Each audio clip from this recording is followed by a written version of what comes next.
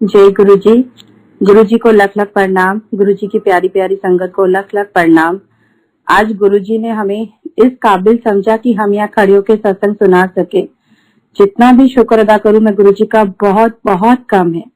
अगर आज गुरु जी ने हमें नहीं थामा होता तो पता नहीं हम कहाँ होते और कैसी जिंदगी होती। संगत जी, हम लोग गुरु जी से, गुरु जी ने हमें जोड़ा 2015 में। 2015 में हम लोग गुरु जी के पास गए। उससे पहले मैं आपको बताती हूँ कि 2 साल उससे पहले हमारी जर्नी कैसी थी।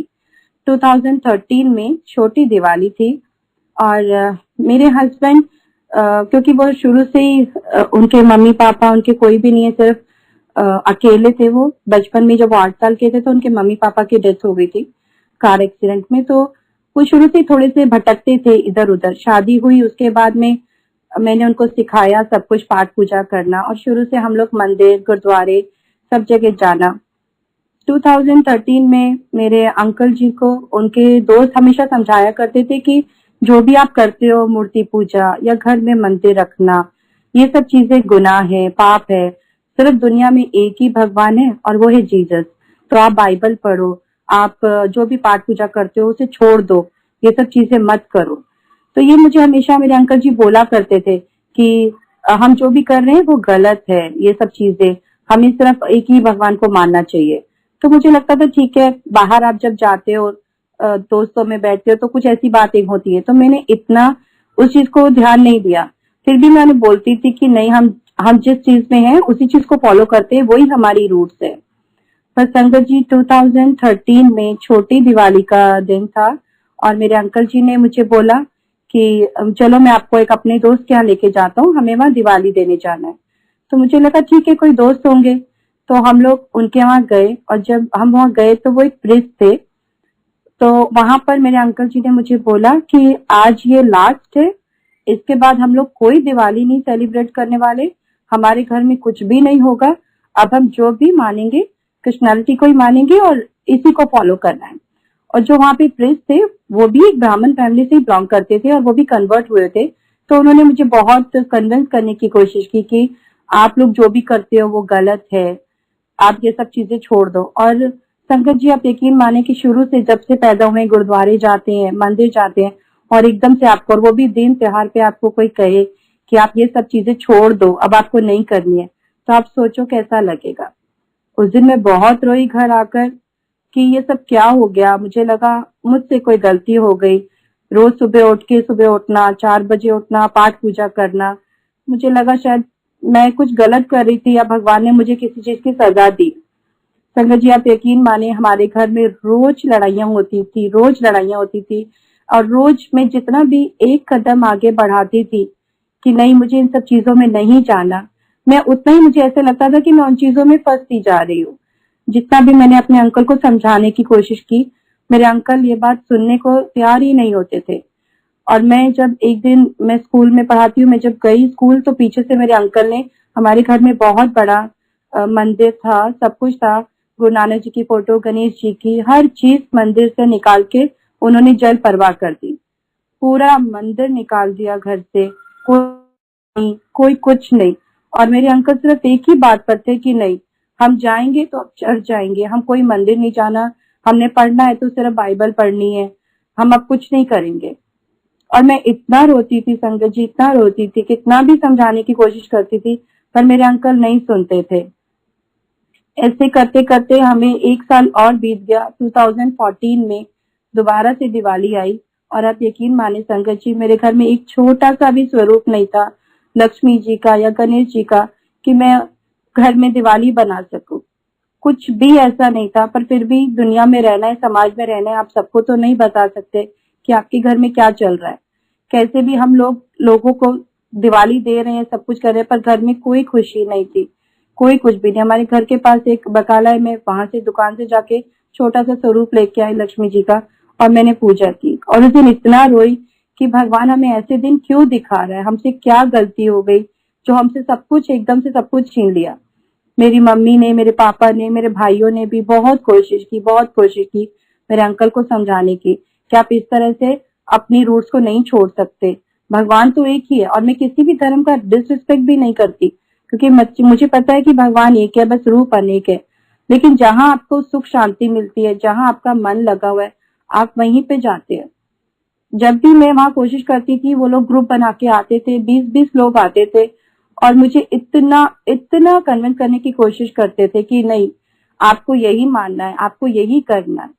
मैं हमेशा रोती रहती थी कि अब क्या होगा। मुझे बच्चों की टेंशन होती थी, मेरी एक बेटी है, मेरे एक बेटा है, कि अब इनकी जिंदगी कैसे जाएगी।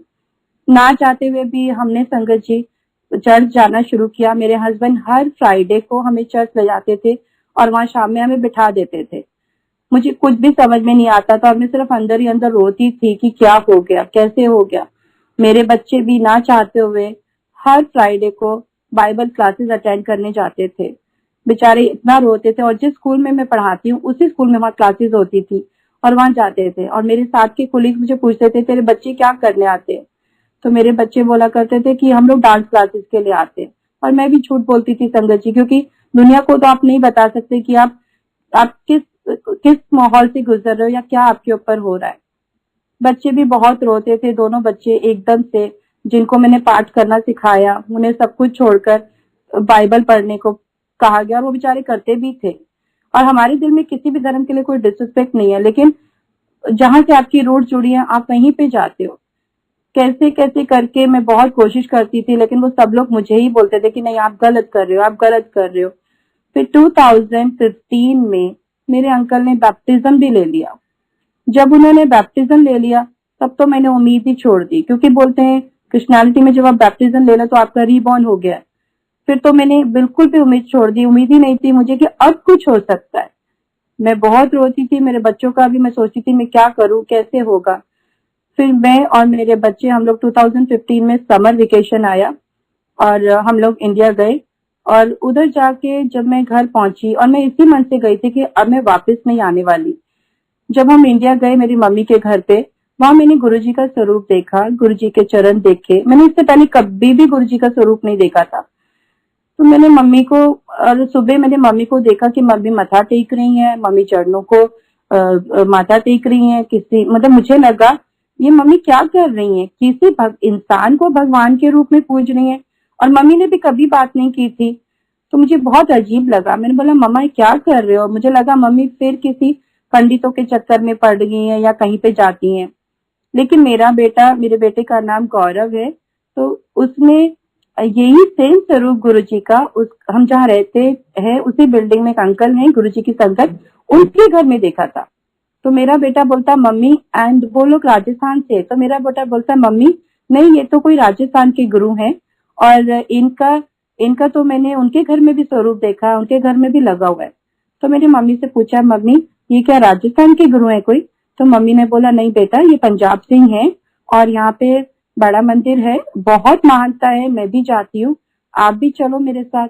तो मैंने मम्मी को बोला मम्मी आपको तो पता है जिस घर में एक जोत नहीं जलती, 2 साल से हम सिर्फ लड़ते आए हैं, उस घर में कोई सुख शांति नहीं है, कोई पाठ पूजा नहीं है, कोई त्योहार नहीं है। आप मुझे कैसे बोल रहे हो कि मैं किसी गुरु के दर पे चली जाऊं? जिस साक्षात भगवान ने मेरा साथ नहीं दिया तो गुरु क्या देगा? मेरे दिल में यही सब कुछ था। फिर भी मम्मी ने बोला एक बार चल के देख ले, अगर तुझे नहीं अच्छा लगेगा तो तू मत करना आगे से। पता नहीं संगत जी मेरे मन में क्या आया, मैंने बोला ओके।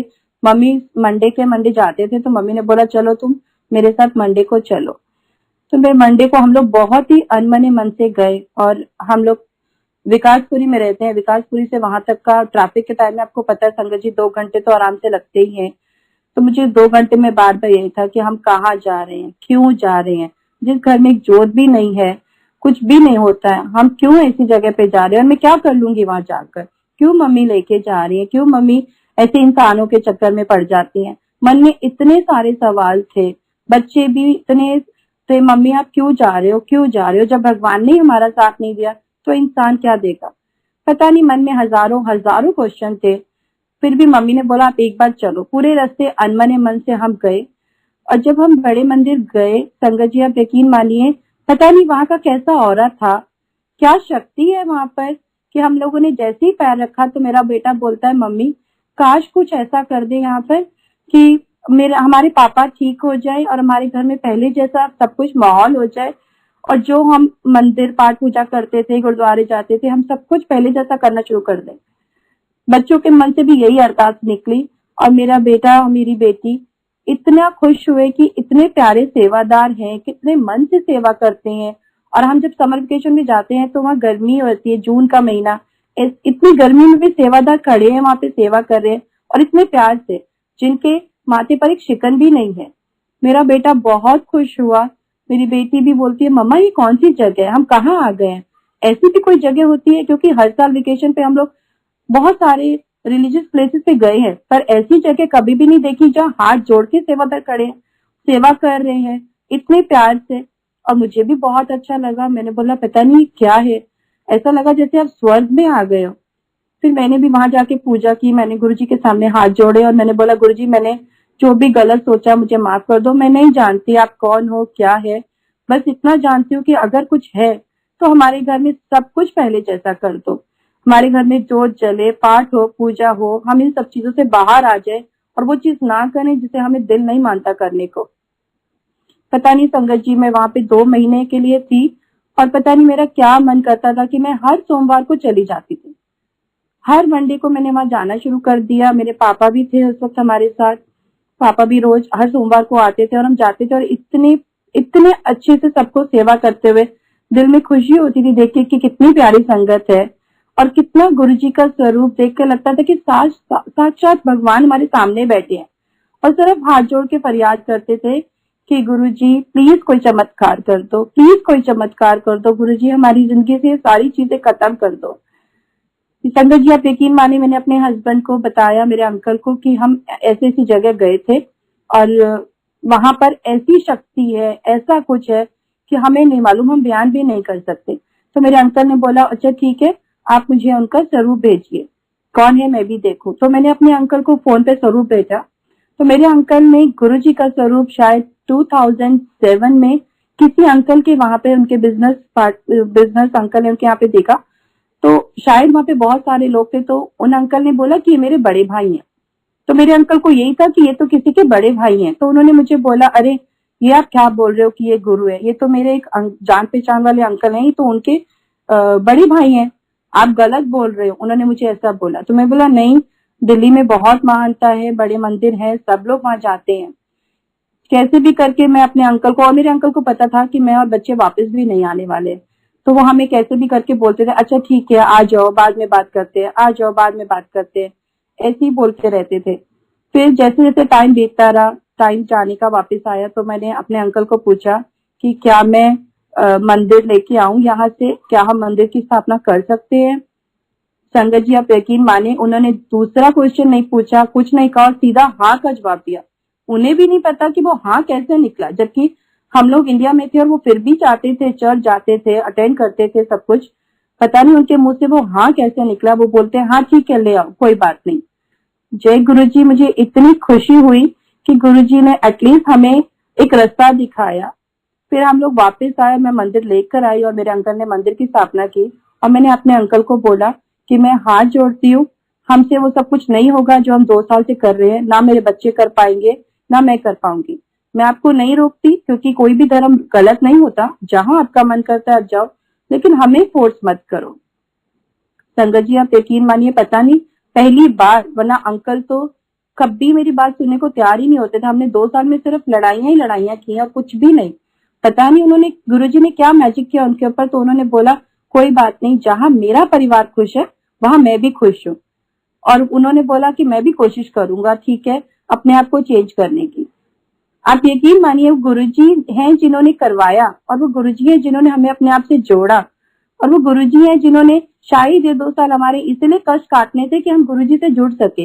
वरना तो हम हर साल दिल्ली जाते हैं, हर साल घूमते हैं, हर साल कितनी बार छतरपुर मंदिर गए, पर हमें कभी गुरुजी का कुछ पता ही नहीं, कि क्योंकि शायद गुरुजी हमें वो टाइम पे बुलाना चाहते थे। फिर मैंने अपने अंकल को बोला कि आपको इन सब चीजों से निकलना है। तो अंकल ने बोला ठीक है मैं कोशिश करता हूँ, लेकिन मैं उन लोगों से बात नहीं कर सकता, क्योंकि हम जब भी बात करने की कोशिश करते थे वो लोग पूरे पूरे ग्रुप में आते थे, काफी बड़े ग्रुप्स होते थे कि आप जहां अपना पॉइंट रख ही नहीं सकते थे। लेकिन आप यकीन मानिए, मैंने सिर्फ एक फोन कॉल किया और मैंने उनको बोला कि हमसे नहीं होता है, हम लोग नहीं कर सकते, हमारा दिल अंदर से खुश नहीं है, मेरे बच्चे भी सफर कर रहे हैं, मैं भी सफर कर रही हूँ, और मेरे अंकल भी अब नहीं कर पाएंगे। तो आप देखिए मानिए संगत जी, उन्होंने सिर्फ एक फोन कॉल पर हमें बोला कोई बात नहीं, आपको कोई टेंशन लेने की जरूरत नहीं है, आपका जैसा दिल करे, जहां दिल करे आप जा सकते हो। मतलब गुरुजी ने इतना इतना इजी कर दिया, जो काम हम 2 साल में नहीं कर पाए। हम लोग बार बार कोशिश करते रहे, बार बार बोलते रहे। कितनी बार मैंने कोशिश की, कितनी बार मैं घर से निकल जाती थी कि नहीं, आज मैंने इन लोगों को समझा के ही छोड़ना है कि हमें नहीं चाहिए सब। लेकिन वो उतनी बार मुझे ऐसा एहसास करवाते थे कि जैसे मैं बहुत बड़ा पाप कर रही हूँ। कितनी बार मेरे बच्चों ने कोशिश की, उनको उतना ही सुनना पड़ता था कि नहीं, आप लोग बहुत गलत चीजें कर रहे हो, आप ये कर रहे हो, आप वो कर रहे हो। और गुरुजी से जुड़ने के बाद गुरुजी ने सिर्फ एक फोन कॉल से ये सारी चीजें हल कर दी। और आज तक का दिन है, आज तक हमें कभी कोई कॉल नहीं आया, कभी भी एक कॉल नहीं आया कि किसी ने बोला हो कि आप क्यों छोड़ रहे हो या क्या रीजन है या आप नहीं छोड़ सकते। किसी ने कुछ भी नहीं पूछा। तो इतना इजी वे कौन करा सकता है? अगर आज गुरुजी नहीं होते तो हम लोग कहाँ जाते? पता नहीं कौन सी जगह पे बैठे होते या रो रहे होते बैठकर। पता नहीं मेरे बच्चों की जिंदगी क्या होती या हमारी जिंदगी क्या होती। गुरुजी ने हमें जोड़ा, हमें अपने पास बुलाया, और गुरुजी से जुड़ने के बाद ही हमें जिंदगी में इतनी खुशियां मिली हैं, इतना गुरु परिवार इतना अच्छा मिला है, जो हर पल हर वक्त हमारे साथ है। कोई खुशी हो, कोई दुख हो, कुछ भी हो, सबसे पहले गुरु परिवार खड़ा हो जाता है। शायद अपने भी नहीं आ पाते, अपने भी नहीं पहुंच पाते, जो सबसे पहले गुरु परिवार आता है। गुरु जी का लख लख शुक्राना कि गुरु जी ने हमें जोड़ा। और जब हमने कोशिश की, कि हमें तो इतने साल पता ही नहीं था, 15 साल हो चुके थे शादी को, कि यहाँ सत्संग भी होते हैं। हमने पता किया, हमें मिला, तो मेरे अंकल बोलते हैं मैं नहीं जाऊंगा, मैं नहीं मानता किसी को भी इन सब चीजों के। ठीक है, तुमने बोला घर में लड़ाई होती है, तुम लोग नहीं रहना चाहते हो मेरे साथ, तो मैंने इसलिए हाँ कर दी, बट अब मैं कोई सत्संग में नहीं जाऊंगा और मैं ये सब चीजें अटेंड नहीं करूंगा। पूरा दिन मेरे अंकल मुझे यही सुनाते रहे, मैं नहीं जाऊंगा, मैं नहीं जाऊंगा करते रहे। मैं बोला ठीक है, मैं फोर्स नहीं करूंगी, क्योंकि मैं खुद 2 साल इन सब चीजों से रोकर आई हूँ, तो मैं नहीं चाहती कि बाय फोर्स में किसी को अपने साथ लेके जाऊं। मैंने अंकल को बोला कोई बात नहीं अंकल, जब आपका मन करेगा आप तब आना, मैं आपको फोर्स नहीं करूंगी। लेकिन आप यकीन मानिए संगत जी, जैसे ही हम लोग सत्संग का टाइम हुआ, मैं और मेरे बच्चे तैयार होकर निकलने लगे। अंकल बोलते हैं अच्छा ठीक है, मेरा भी कुर्ता पजामा प्रेस कर दे, मैं जाके देखता हूँ आखिर वहां पे होता क्या है। मैंने बोला ठीक है, आप जैसे भी आना चाहिए। आए, हमारे साथ अंकल जी आए, और इनको इतना अच्छा लगा कि मतलब मैं बता नहीं सकती कि आज भी सबसे पहले अगर कहीं पर भी सत्संग का आता है कि सत्संग जाना है, तो मुझसे पहले अंकल इतने एक्साइटेड होते हैं कि नहीं मैंने सत्संग जाना है। और मुझे लगता है मुझसे ज्यादा अंकल को गुरुजी ने कनेक्ट कर दिया, बच्चों को कनेक्ट कर दिया। वरना इससे पहले भी, हालांकि ये 2 साल की जर्नी तो जो थी, उससे पहले भी अंकल हमें कहीं पर भी, अगर कहीं पाठ पूजा है, कहीं पर नवरात्रि की पूजा है या कहीं कुछ पाठ है, तो हमें सिर्फ दरवाजे तक छोड़ के आते थे। वो बोलते थे मैं ये सब चीजें नहीं मानता हूँ, ठीक है मैं भगवान को दूर से ही माथा टेकता हूँ, मुझे ना किसी उसमें बैठना है ना जाना है, किधर भी नहीं आते थे। और अब गुरुजी ने इतनी कृपा दृष्टि की कि ना ही खाली सत्संग अटेंड करते हैं, शब्द भी गाते हैं, शब्द भी सुनते हैं। ये सब कौन कर सकता है? गुरुजी हैं जिन्होंने हमें अपने आप से जोड़ा, और जुड़ने के बाद में हमें इतनी इतनी खुशियां दी। वरना शायद हमारी जिंदगी कहाँ होती, कैसे होती, हमें भी नहीं पता। और गुरुजी से जब मैं मंदिर में लास्ट टाइम 2015 में मंदिर में थी, तो मैंने बोला गुरुजी, क्योंकि हम तो साल या 2 साल में एक बार जाते हैं, तो मेरा मन बहुत उदास था। तो मैंने कहा गुरुजी अब तो मैं साल 2 साल बाद ही आऊंगी मंदिर, मेरा कहाँ होगा आना, और मैं जा रही हूँ आपके भरोसे, बस आप ही ने सब कुछ संभालना है।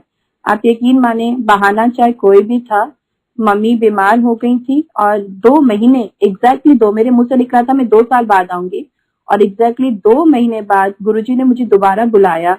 मम्मी बहुत ज्यादा बीमार थी, पर मम्मी को भी गुरुजी ने ठीक किया, उनके कष्ट काटे, और मैं आई और मैंने मंदिर में आके गुरुजी का शुक्राना किया। तो जो हम कभी बोल देते हैं कि हम नहीं कर पाएंगे, पर गुरुजी को पता है कि हमारे लिए क्या है, क्या चीज सही है, क्या गलत है। गुरुजी ने 2 महीने में मुझे दोबारा बुला के शुक्राना करने का मुझे मौका दिया, और मैं बड़े मंदिर आई और मैंने माथा टेका। आज मेरे अंकल भी बड़े मंदिर गए और इतने खुश हुए कि हमें लगता है जो जन्नत अगर है वो यही है। और इससे पहले भी हम हर साल जाते थे, मैंने कभी गुरुजी का कहीं पर भी स्वरूप नहीं देखा, कभी भी नहीं। 2015 से पहले मैंने कभी नहीं देखा, लेकिन आज अगर मैं देखती हूँ 2015 में जब हम गुरुजी से जुड़े और जब मैं हर साल जाती हूँ, मुझे लगता है हर घर में, हर दुकान में, हर मार्केट में गुरुजी का स्वरूप है। पर इससे पहले क्यों नहीं दिखाई दिया? और जहाँ हम रहते हैं वहीं उस फैमिली से हमारा आना जाना इतना अच्छा था, पर फिर भी उनके घर में गुरुजी के स्वरूप पे नजर ही नहीं पड़ी कि शायद गुरुजी वो टाइम दिखाना ही नहीं चाहते थे। और अब तो लगता है कि गुरुजी ने जो 2 साल दिखाए, पहले मैं बहुत रोती थी कि मेरे कोई बुरे कर्म है या मेरी पाठ पूजा में कोई कमी होगी, लेकिन अब लगता है कि नहीं, जो गुरुजी ने वो 2 साल दिखाए, अगर वो 2 साल नहीं होते तो शायद आज ये सफर भी नहीं होता। और आज जो हमें इतनी खुशी मिली है, आज जो मेरे अंकल हर त्योहार को इतने दिल से मनाते हैं, हर गुरु परिवार से सोचते हैं कि मेरा अपना परिवार है, जुड़े होते हैं, शायद वो पहली चीजें कभी भी नहीं थी। जो दिया गुरुजी ने दिया, और गुरुजी का जितना भी शुक्राना करो उतना कम है। ऐसे ही संगत जी, सत्संग कराने का भी, जिस घर में सत्संग होता है वो घर भी बहुत ब्लेस्ड है। और मेरा खुद का एक्सपीरियंस है, 2017 में मेरे घर में, मतलब हमने घर में एक सत्संग कराया। खैर हमारी तो कोई औकात भी नहीं है जब तक गुरुजी का हुक्म ना हो, तो गुरुजी के हुक्म से हमने पहली बार सत्संग कराया घर में, और बहुत अच्छे से हुआ। उसके बाद में हमारा कुछ प्रॉपर्टी का काम था। हमारा जो घर है वो जब मेरी बेटी हुई थी 2003 में, तब हमने लिया था, और लीगली हमने पेपर बनवाए थे मेरे अंकल से, सब कुछ किया हम लोगों ने। फिर उसके बाद हम लोग खुद इंडिया गए, वहां पर भी हमने पूरा लीगली डॉक्यूमेंट्स तैयार किए, पेपर्स बनाए, और हमें तो यही था कि वो घर हमारा है, तो हमें कुछ भी नहीं मालूम था। लेकिन 2017 में जब घर में सत्संग हुआ, उसके बाद पता नहीं अचानक कुछ काम था प्रॉपर्टी का, तो हमने पेपर्स निकलवाए उसके। जो मैं प्रॉपर्टी डीलर के पास गई तो उसने मुझे बोला ये तो घर आपका है ही नहीं, जिससे आपने लिया था वो आज तक उन्हीं के नाम पर है। संगत जी आप सोचो, 15 साल बाद आपको ये पता चलता है कि जो आपने घर लिया वो आपका है ही नहीं, कैसे लगता है? और इतने मेहनत से चीजें बनाई जाती हैं। और जिस अंकल से हमने लिया था वो अंकल अमेरिका में रहते हैं, और उन्होंने बोला था, क्योंकि उनकी पूरी फैमिली अमेरिका में, तो वो हमेशा कहते थे कि मैं कभी इंडिया नहीं आऊंगा, मुझे कभी इंडिया नहीं आना है, क्योंकि उनका कोई भी रिलेटिव इंडिया में है भी नहीं। तो बोलते थे बस अब मैं तो उधर ही हूँ, उनका पूरा परिवार उधर ही है, उनके रिश्तेदार सब उधर ही है। तो बोलते थे मैं कभी भी नहीं आऊंगा वापस। और जब हमें ये पता चला कि अब ये घर तो हमारे नाम पे है ही नहीं, और इसका प्रोसीजर भी यही है कि वही अंकल ही आकर हमारे नाम पर कर सकते हैं, वरना ये प्रॉपर्टी हमारी नहीं है। तो अब अंकल को कैसे बताएं, क्योंकि अंकल तो चलो अच्छे, आगे से किसी के मन में क्या चलता है हमें क्या मालूम। तो हमने सब कुछ गुरुजी के ऊपर छोड़ दिया, और मैंने मम्मी को भी बोला कि गुरुजी कभी हमारे साथ गलत नहीं होने देंगे। और आप यकीन मानिए संगत जी, अंकल को एक दिन ड्रीम आता है कि उनको लगता है कि मुझे एक बार जाके गोल्डन टेम्पल में दर्शन करने चाहिए। वो बोलते हैं कि मैं पहले इतना इंडिया में था, जाता था, जब से अमेरिका आया इतने साल हो गए मैं वापस कभी गया ही नहीं। तो पता नहीं उनको ड्रीम में दर्शन हुए कि उनको जाना है गोल्डन टेम्पल। तो फिर वो 2018 में आए, फरवरी का महीना था, फैब का, कि वो आए वापस इंडिया में। और वो आने के बाद भी ये बोल रहे हैं कि पता नहीं मैं क्यों आया हूँ यहाँ पर, पता नहीं मैं क्यों आया हूँ यहाँ पर, बस मुझे गोल्डन टेम्पल जाना है। वो आए भी इस हिसाब से थे कि विद इन 1 वीक में यहाँ से चला जाऊंगा बस। तो वो अंकल आए तो मुझे भी मेरी मम्मी ने बोला कि आप भी आ जाओ। और जब वो आए तब हमने उनको बताया कि ऐसे ऐसे प्रॉपर्टी जो हमने आपसे 15 साल पहले ली थी, वो पेपर हमारे नाम पे बने ही नहीं, अभी भी आपके नाम पे है। तो अब संगत जी, जो प्रॉपर्टी 15 साल पहले ली थी उसकी वैल्यू क्या और 15 साल बाद क्या वैल्यू है। तो अंकल को तो बहुत ही गुस्सा भी आया, और अंकल मुझे बोलते हैं कि जिस रेट पे आपने ली थी मैं उससे बढ़कर आपको रेट देता हूँ, आप प्रॉपर्टी वापस कर दो। तो मैंने बोला अंकल ऐसे नहीं होता, मैंने अपनी बेटी के नाम से ली थी और बेटी के लिए है, मैं आपको कैसे वापस कर दूं।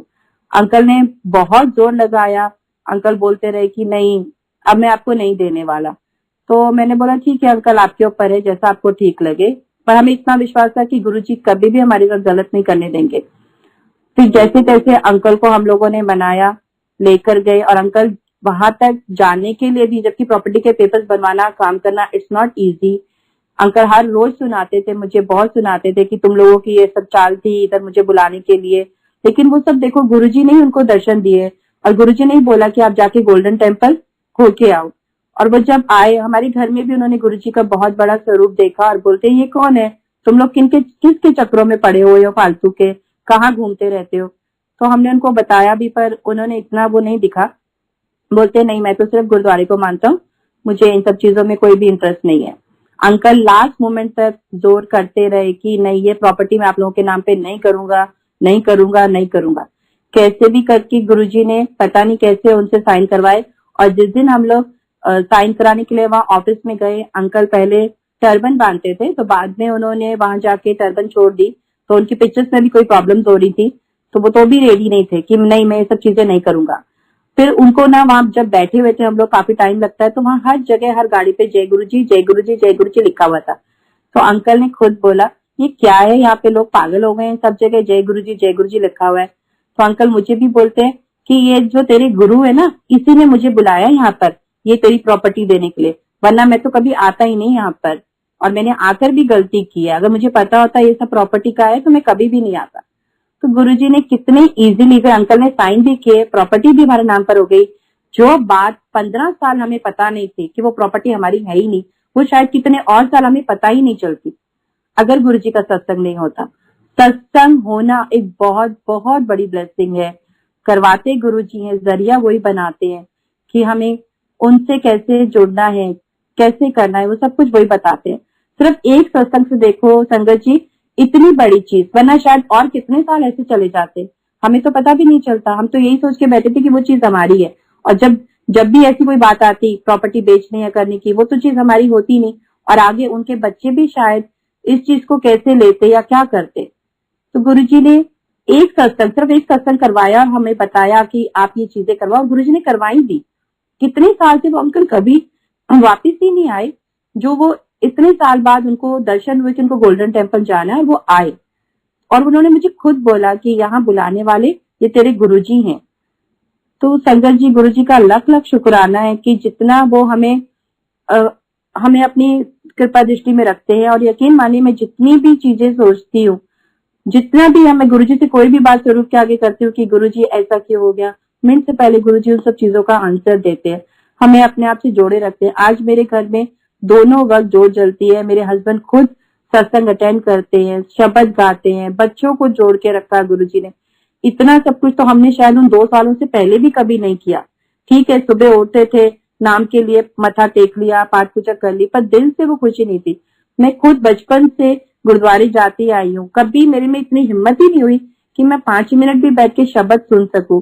लेकिन आज गुरुजी ने ऐसा कर दिया। और स्पेशली ये जो अभी लॉकडाउन का टाइम था कि हम दिन में शायद 4-4, 5-5 बार भी सत्संग बैठ के सुन रहे हैं, शब्द सुन रहे हैं, और ऐसा लगता है कि अभी तो शब्द ही हमारी जिंदगी है, शब्द ही सब कुछ है।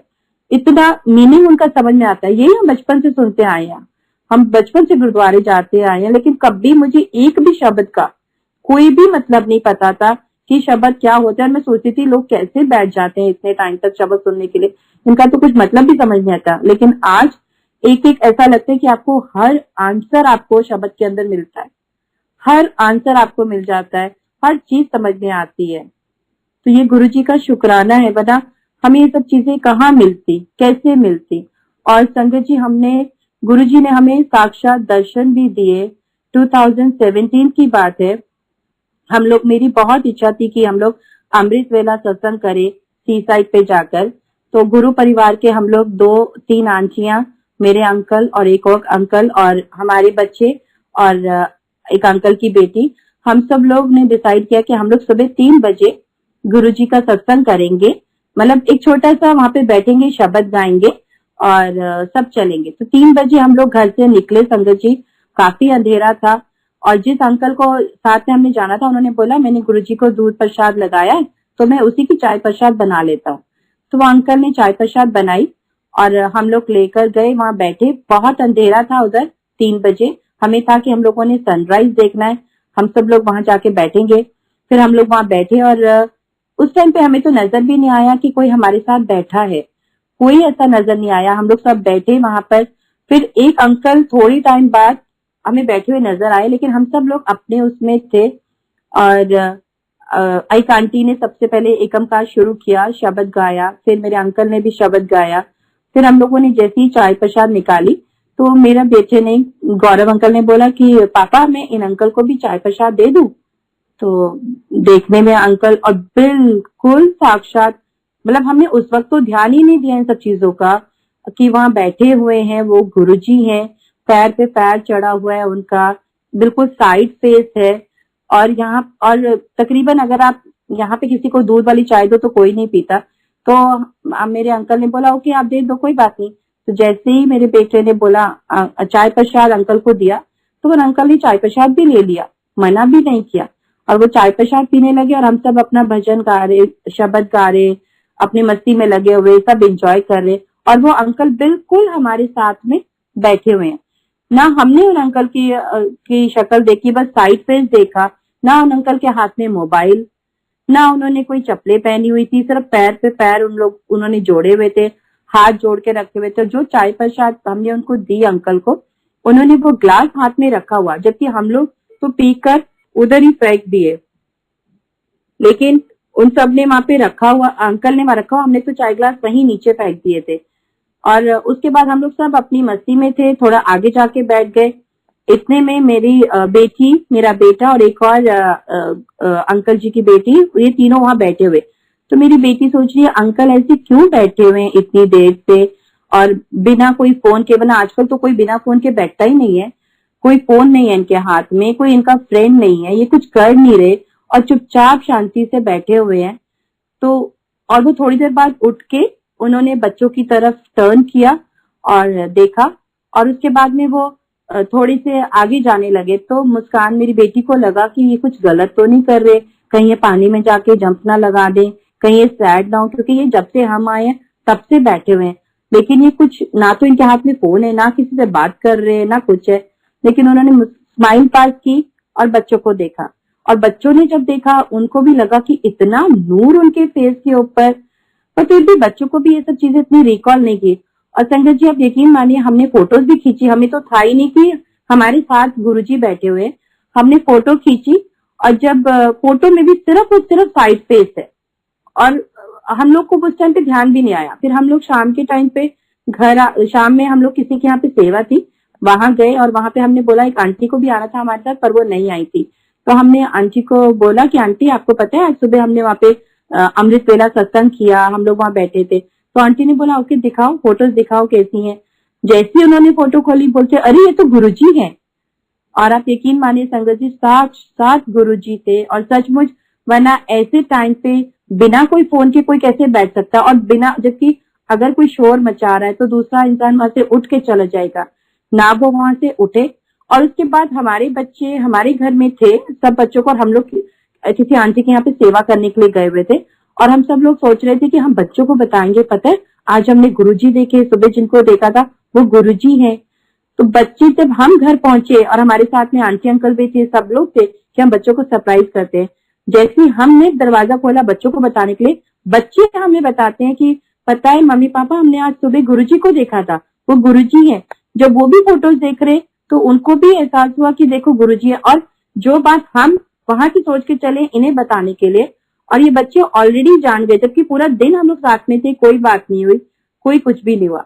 लेकिन उस टाइम पर वो पता चला, बच्चों को भी एहसास हुआ कि वो गुरुजी हैं, और हमें भी पता चला कि वो गुरुजी हैं। लेकिन कहते हैं ना भगवान आपके सामने हो तो आप भगवान को कभी छोड़ो ही ना। तो वही है कि भगवान साक्षात हमारे साथ बैठे थे, लेकिन हम लोग ने ध्यान ही नहीं दिया, हमें पता ही, हमें तो लगा शायद कोई है, लेकिन वो इतने प्यार से हमारे साथ बैठे रहे। उन्होंने चाय प्रसाद दी थी, उन्होंने चाय का ग्लास भी नहीं फेंका, जबकि हम लोग तो फिर भी चाय का ग्लास इधर उधर हम लोगों ने रख दिया था, लेकिन अंकल पर गुरुजी ने वो चाय प्रसाद का ग्लास भी अपने हाथ में रखा हुआ था। और जब वो फोटो देखी, स्वरूप गुरुजी का, साक्षात गुरुजी थे, साक्षात। तो गुरुजी ने हमें ब्लेस किया अपने दर्शन देकर। और जिस आंटी की जो थी, एक आंटी बोलती थी गुरुजी काश कभी कोई ऐसा दिन आएगा कि मैं आपके साथ सेल्फी खिंचाऊंगी। आप यकीन मानिए संगत जी, वो आंटी ने जब अपनी फोटो, उनको तो पता ही नहीं था कि पीछे कोई है, उन्होंने जब अपनी सेल्फी ली थी तो पीछे गुरुजी ही थे।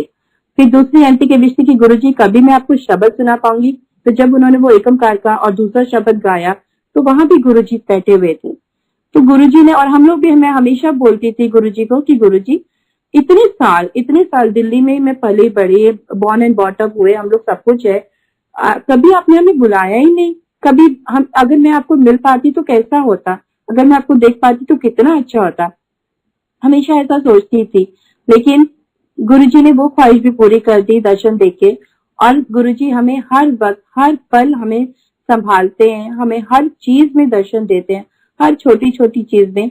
मैं अभी भी रिसेंटली एक सत्संग सुनाऊंगी कि क्योंकि मेरे इन लॉज नहीं है तो मैं हर त्योहार अपने आप से ही करती हूँ सब कुछ। तो मैं उस दिन एक सत्संग में गई, वहां करवा चौथ का था। करवा चौथ से छोटा करवा चौथ जो बनाते हैं उसका सत्संग था। तो वहां गुरुजी को बड़े अच्छे से सजाया हुआ था, रेड कलर के चोले में, और चलनी भी थी, सब कुछ था।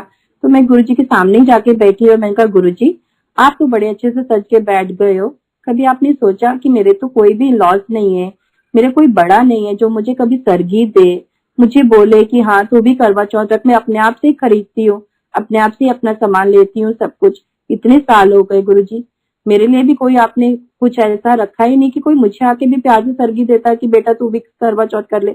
और जिस दिन से मैंने करवा चौथ किया, अपने आप ही सरगी लेती और अपने आप ही खाती। मैंने उस दिन ऐसा सोचा, और पता नहीं मन में क्या था संगत जी। और जिस दिन करवा चौथ से एक दिन पहले मुझे एक आंटी का फोन आता है, वो मुझे बोलते हैं कि दीपिका आंटी ये करवा चौथ की थाली है, कोई दे रहा है, पूरा सेट आपको चाहिए। तो मैंने बोला हाँ आंटी आप ले लो, कोई बात नहीं। तो वो बोलते हैं ठीक है, मैं आप इस आंटी को नंबर दे देती हूँ, आप इस आंटी से खुद ही बात कर लो। तो मैंने उन आंटी को फोन किया, तो आंटी बोलते बेटा मैं अभी सत्संग कर रही हूँ, मैं आपको बाद में फोन करती हूँ। तो मैं बोला ठीक है आंटी। फिर उन आंटी का 10 मिनट बाद फोन आता है, बेटा ये इतने इतने की है, आपको चाहिए? मैं बोला कोई बात नहीं आंटी, आप भिजवा दो। तो आंटी ने बोला बच्चे मैंने प्रसाद भी बनाया है सरगी का, मैं आपके लिए दे दूं? आप यकीन माने मेरे अभी भी रोंगटे खड़े हो गए हैं संगत जी। पहली बार इतने सालों में, आज 18 साल हो गए, कोई मुझे बोल रहा है कि हाँ आपको भी सरगी चाहिए। और वो आंटी ने सामने से मुझे बोला कि बच्चे मैंने खुद बनाया है। तो मैंने बोला आंटी इससे बड़ा गुरुजी का प्रसाद मेरे लिए क्या होगा कि गुरुजी ने खुद सामने से आके मुझे सरगी दिलवा रहे। तो मैंने उनको बोला आंटी आज पहली बार मुझे किसी ने बोला है कि बच्चे तू भी सरगी ले ले, नहीं तो मैं हर बार खुद ही खरीदती थी।